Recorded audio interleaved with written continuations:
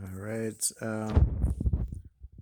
So I'm gonna do this video again. I've finally finished my book that I've been reading. This Legends of the Legends of the Egyptian Gods, Hieroglyphic Texts and Translations by E.A. Wallace Budge.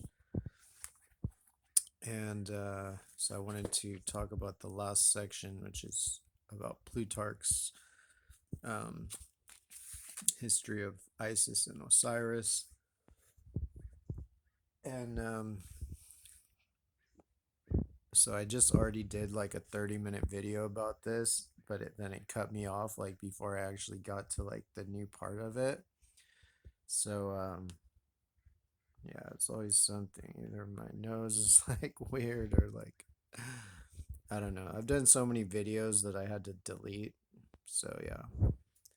Even though my videos look like shit and sound like shit, I actually spend a lot of time and effort on this shit. So here's the next try. Hopefully, I don't fuck this one up. I mean, the thing is, like, I had already done videos about this section, so I wanted to include the end of it, but I was doing like a recap of the rest, and I never got to the new part, so I was just recapping shit I already like covered in other videos, and it all cut me off before I got to anything new. So I'll just go from the end to I'll just go backwards, so I don't do that. So, um, the last page, he says, the remaining sections contain a long series of fanciful statements by Plutarch concerning the religion and manners and customs of the Egyptians, of which the Egyptian texts now available give no proofs. So he's saying like Plutarch was wrong about some things, but he was also right about a lot of things. Um, so he says, the philosophers say that the story of Osiris is nothing but an enigmatical description of the phenomena of eclipses. Uh, Plutarch discusses the five explanations which he has described and begins to state his own views about them. It must be concluded, he says, so he had just listed all these other theories, which I have to do this all backwards because otherwise it's going to cut me off before the fucking end, which is like the only part that's new in this. So I'll go back but basically it was theories like one theory was that the gods were people, and the other theory was that that Osiris and Isis are spirits, demons, which means spirits, but not gods. So they were not quite as powerful as gods, but they were more powerful than humans. And then there was another theory that Osiris is the moon, and Typhon and Seth is the sun. And then there's one that Osiris is the Nile and Seth is the ocean, which that one's at least kind of closer to reality, I think. But it seems like these are all wrong theories that he lists. Um, so he discusses those five explanations which he has described and begins to state his own views about them. It must be concluded, he says, that none of these explanations taken by itself contains the true explanation of the foregoing history, though all of them together do. So that maybe there's so many layers in the story that somehow in in some aspect all those are true. I don't know. Typhon, so he calls Seth Typhon for because he doesn't want to admit that Seth is Zeus, and that the bad guy of this Egyptian story is like the good guy of most of the Greek stories. Um, so Seth, Jupiter, Typhon, Thor, um, means every Typhon means every phase of nature which is hurtful and destructive, not only drought, darkness, and sea, uh, It is impossible that any one cause, be it bad or even good, should be the common principle of all things. There must be two opposite and quite different and distinct principles. So that this is very Zoroastrian, which I think probably all of his writings were very much influenced by Zoroastrianism. I think he was trained by the Zoroastrian magi. I'm not totally sure though. Plutarch compares this view with the Magian belief. So Magian, the mages, the magi, are the Zoroastrians. That's the Persian religion, which is basically Hinduism but with a few alterations. Um, and is also basically the cosmology of the Sumerians and Babylonians and everybody else. Plutarch compares this view with the Magian belief in Ormazd and Arachman. So he's talking about like Ahura Mazda and Angry Manu or what Arachman. I'll just read it the way he writes it. It's basically like the good god and the bad devil. So they do the standard Hindu, you know, or maybe just universal cosmological thing where they divide the planets into those which are seen as being above, in the upper world, and those which are seen to belong to the underworld. And then, at least for the purposes of that story or that cosmology, the ones in the underworld are bad and the ones in the upper world are good. But of course, this is reversed depending where you are. For the people who live in the underworld, who live in America, if they, for those who had this, who were doing this same tradition, the same type of motif or like cosmology, then the Afro-Eurasian gods would be the bad ones, and the American ones would be the good ones. Um, the latter from darkness. Ormazd, the good one, made six good gods, and Arachman six of a quite contrary nature. So there's like seven, seven worlds, seven underworlds, seven world heavens, and seven underworld heavens. So like they just divided the world, like Afro-Eurasia, into seven sections, and there's the ocean which surrounds it and divides it from the underworld, America, which is also divided in seven sections. And then the heavens above the world are divided into seven heavens. And then the heavens below the underworld are also divided into seven heavens. So like I think like in the Babylonian system, it's the heavens are like Sin, Shamash, Nergal, Ishtar, uh, Ereshkigal, Ninurta or something. So it's basically like Sin is the moon, that's the first heaven. Shamash is the sun, that's the second heaven. Nergal is Mercury, that's the third heaven, and it's the planet closest to the sun. Ishtar, I think, is the fourth heaven, and that's ice or sorry Venus, which is the second closest to the sun. Um, and then it goes up, and I think Ninurta. I'm not sure. Maybe Ninurta might have been the top one, but it might rotate. I think it rotates. So at different times, different planets will be considered at the top or the bottom. There'll be the quote unquote fallen angels who, fall into the underworld and then become the leader of the underworld planets. So anyway, that's basically what he's explaining.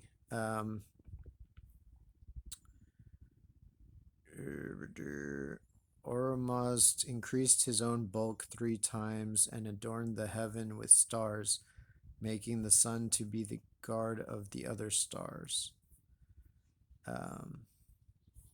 So that's also in the Egyptian tradition. Like Re kind of watches over the other stars, and like when they get out of line and they stop um, rising at their appointed times due to the precession of the equinox or whatever it is, then he like banishes them or regulates them.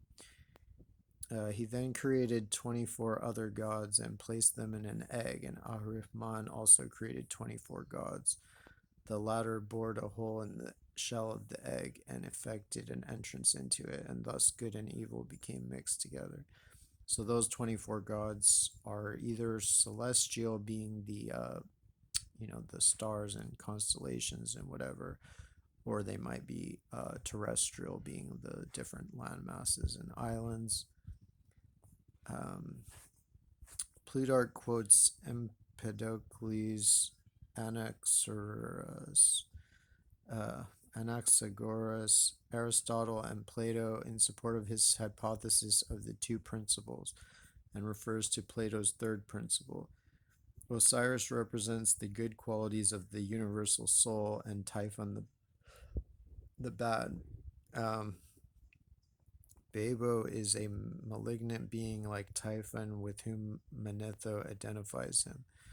The ass, crocodile, and hippopotamus are all associated with Typhon. In the form of a crocodile, Typhon escaped from Horus. The cakes offered on the seventh day of the month to be have a hippopotamus stamped on them. Osiris symbolizes wisdom and power, and Typhon all that is malignant and bad. So he doesn't really give a good.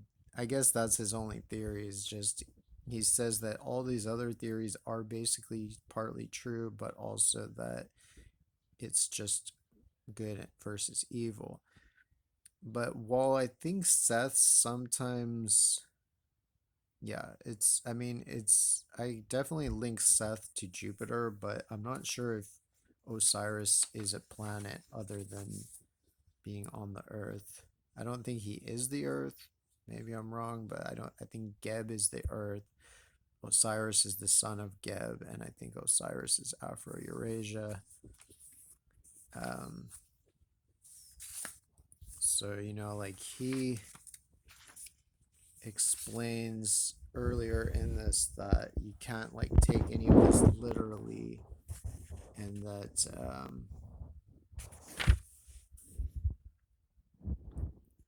he says now if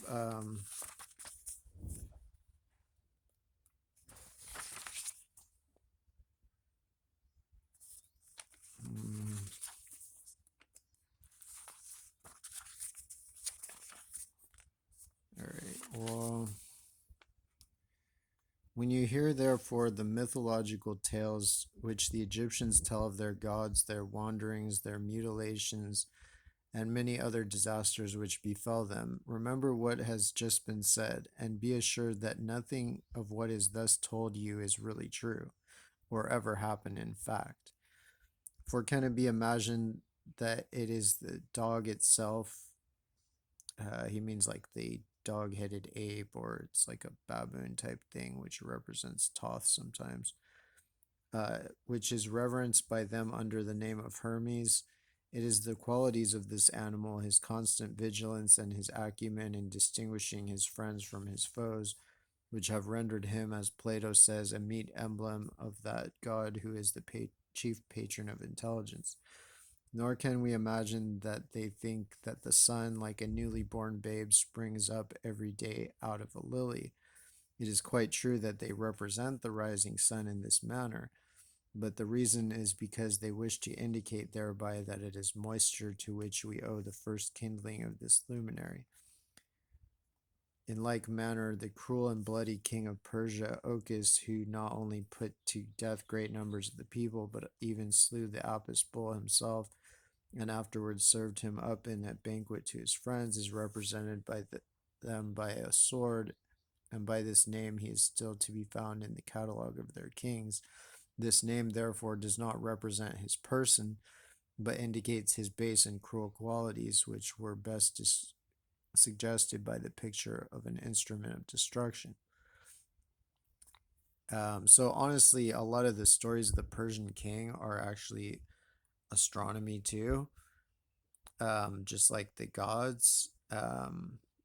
So chances are this isn't even a true story about that king, but either way, his point is that there's symbolism. Like if you can understand a person being represented by a sword due to their some qualities of that person, then you can understand ancient religion where everything is just nothing is literal, everything is symbolic.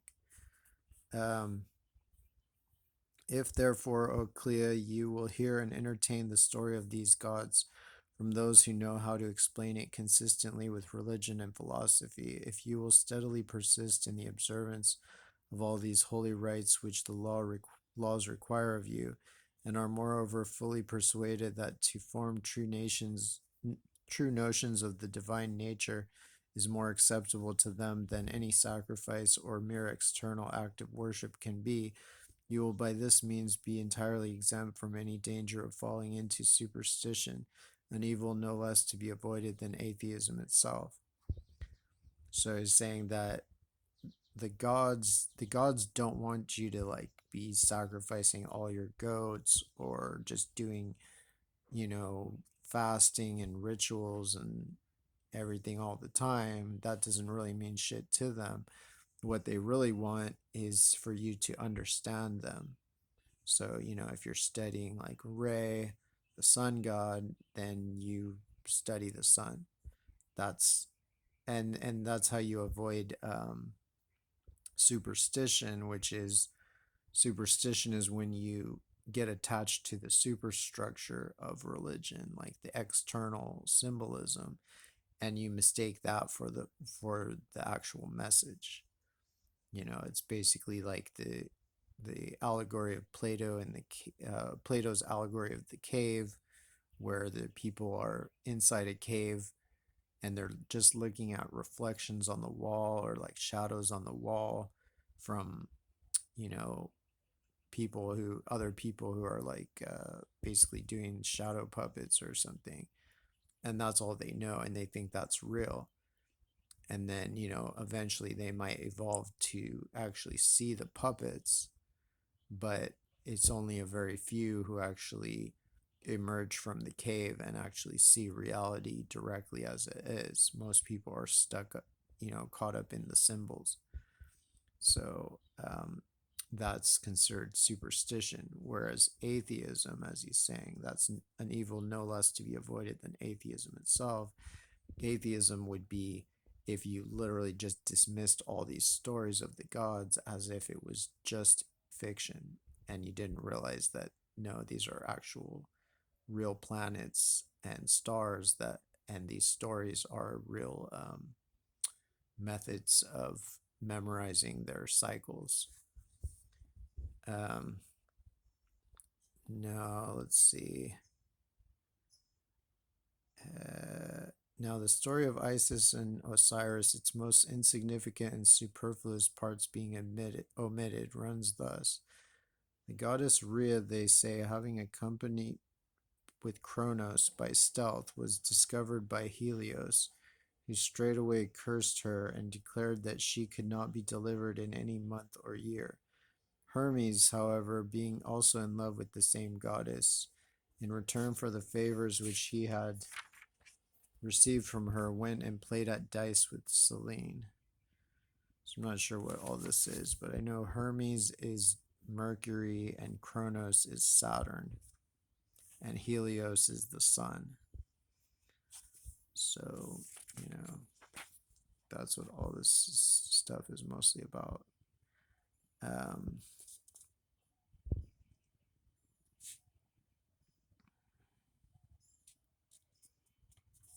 and let's see.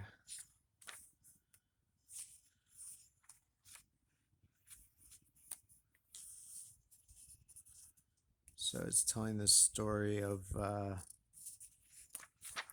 Osiris being drowned by Seth.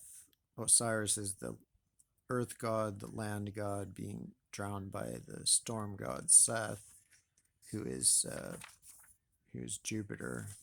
or it seems almost certain that he's Jupiter.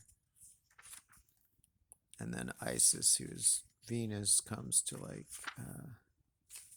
mourn for him. Um, Such then are the principal circumstances of this famous story. The more harsh and shocking parts of it, such as the cutting up of Horus and the beheading of Isis, being omitted.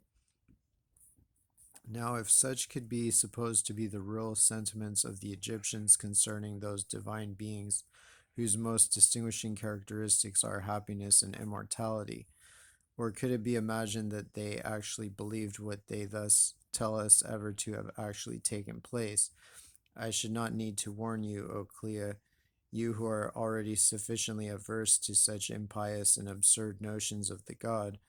I should not, I say, have need to caution you to testify your abhorrence of them, and as Aeschylus expresses it, to spit and wash your mouth after the recital of them. In the present case, however, it is not so, and I doubt not that you yourself are cautious of the difference between this history and those light and idle fictions which the poets and other writers of fables like spiders weave and spin out of their own imaginations, without having any substantial ground or firm foundation to work upon. There must have been some real distress, some actual calamity at the bottom as the groundwork of the narration of the Osiris story. For as mathematicians assure us, the rainbow is nothing else but a variegated image of the sun thrown upon the sight of the reflection of his beams from the clouds, and thus ought we to look upon the present story as the representation, or rather reflection, of something real as its true cause. And this notion is still farther suggested to us as well by that solemn air of grief and sadness which appears in their sacrifices, as by the very form and arrangement of their temples, which extend into long avenues and open aisles in some portions. All right, so he's saying that, like, it might be based on a um, real calamities, and like this, it is basically, it is the flood story, just like the Hebrew flood story. So if the Hebrew flood story is based on real calamities, then this one is too. There are some people who believe that the whole thing is celestial. So, it's hard to know really. Maybe it is wholly celestial, maybe it's wholly terrestrial, other than the Isis and Nephthys part and Ray's appearance in it. But it could well be a mix of the two. Um,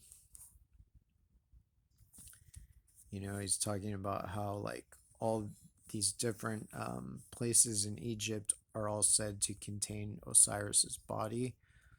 So I believe Osiris, or my best guess is that Osiris is Afro-Eurasia, and so therefore every place in Egypt contains his body.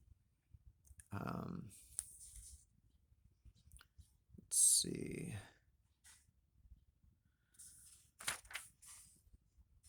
Now, as to those who, from many things of this kind, some of which are proclaimed openly and others are darkly hinted at in their religious institutions, would conclude that the whole story is no other than a mere commemoration of the various actions of their kings and other great men, who, by reason of their excellent virtue and the mightiness of their power, added to their other titles the honor of divinity, though they afterwards fell into many and grievous calamities.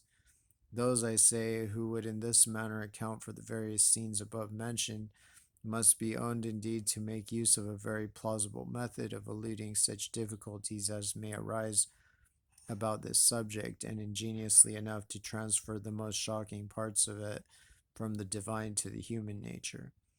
Moreover, it must be admitted that such a solution is not entirely destitute of any appearance of historical evidence for its support.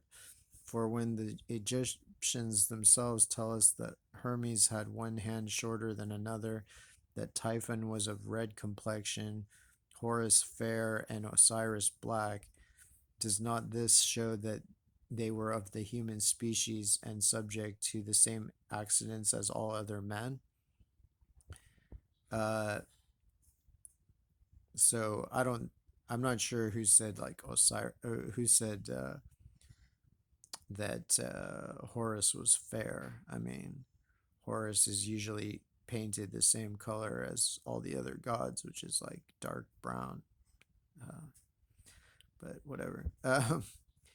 Nay, they go farther and even declare the particular work in which each was engaged whilst alive.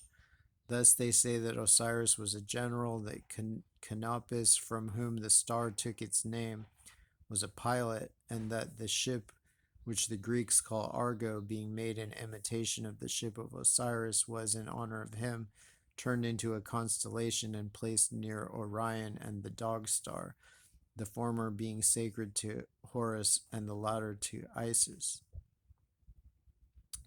So he's saying like that this by this theory, all these stars were named after people, whereas the reality is all these people, all these quote unquote people or anthropomorphic deities were named after stars. You know, the stars came first. And, you know, Jupiter was a planet before he was a god. Mercury was a planet before he was a god. Or more to say that a planet is a god, period, and always was. They're synonyms. Um, you know. But I am much afraid that to give in to this explanation of the story will be to move things which ought not to be moved, and not only, as Simonides says, to declare war against all antiquity, but likewise against whole families and nations who are fully possessed with the belief in the divinity of these beings. And it would be no less than dispossessing those great names of their heavens, of their heaven, and bringing them down to earth. So what he's saying is that the people who, you know, refer to the, you know, this heavenly bodies by these divine names, you know, it's like a kind of an insult to them to like pretend that somehow it's really just about people and has nothing to do with those stars and planets. I think it's going to cut me off soon, but anyway. And it would be no less, so it's bringing these divine, you know, heavenly deities and bringing them unnaturally down to earth fraudulently. It would be to shake and loosen a worship and faith which have been firmly settled in nearly all mankind from their infancy. It would be to open a wide door for atheism to enter in at, and to encourage the attempts of those who would humanize the divine nature. So I think the divine nature, like divine means basically immortal. So all the gods are everything that's immortal. So every landmass is a god, every ocean is a god, and every planet, every star is a god. More particularly, it would give a clearer sanction and authority to the impostors of Euhemerus the Messenian, who from mere imagination and without the least appearance of truth to support it has invented a new mythology of his own, asserting that all those in general who are called and declared to be gods are none other than so many ancient generals and sea captains and kings. Now he says that he found this statement written in the Panchaean dialect in letters of gold, though in what part of the globe his Panchaeans dwell any more than the Triphilians, whom he mentions at the same time with them, he does not inform us, nor can I learn that any other person, whether Greek or barbarian, except himself, has ever yet been so fortunate as to meet with these imaginary countries. Plutarch goes on to say that the Assyrians commemorate Semiramis, the Egyptians Sesostris, the Phrygians Manis or